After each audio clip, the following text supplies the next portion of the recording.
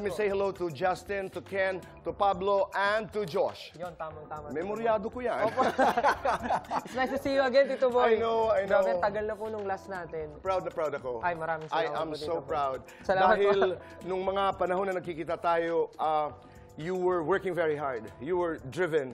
You were struggling. You were dreaming. Ngayon, Stel, you are world famous. Wow.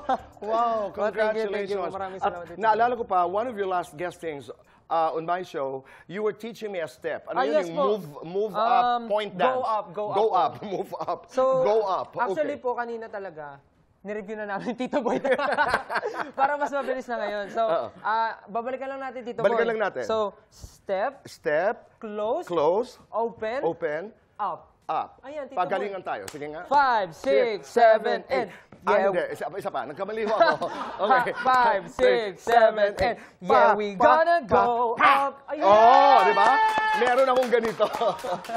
Thank you, Iba Stel. talaga si Tito Boy. Maraming Thank you. salamat. Thank you so much, Tito Boy. I am just so proud.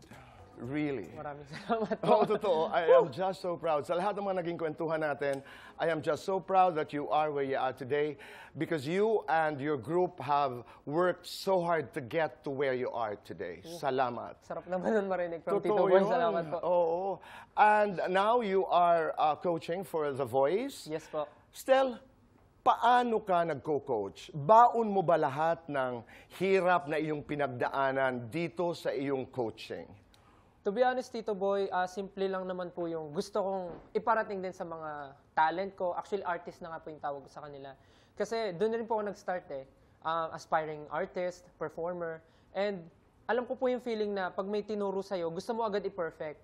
Pero bilang tao ka, hindi mo naman agad ma-adjust yun. So, I give them time to, you know, to adjust and isa puso muna nila kung ano yung sinabi ko. Para ayoko po kasi na mararamdaman nila yung pressure from me as their coach or as their, masasabi kong kuya na lang or someone, a friend na talagang gagabay sa kanila. Kasi pag na-pressure ka sa isang bagay, dun mo mas ma-overthink yung isang bagay hanggang sa hindi mo magawa. So ayoko ma-feel nila na super, pinipressure ko sila na dapat magawa mo agad to, dapat ganito. And I know na as a performer, may mga time talaga na magkakamali ka. And okay lang sa akin yun. Sabi ko nga po sa kanila, it's okay to make mistake, but hindi ngayon. Like, wag mong gagawin. Okay lang magkamali, pero please, wag ngayon.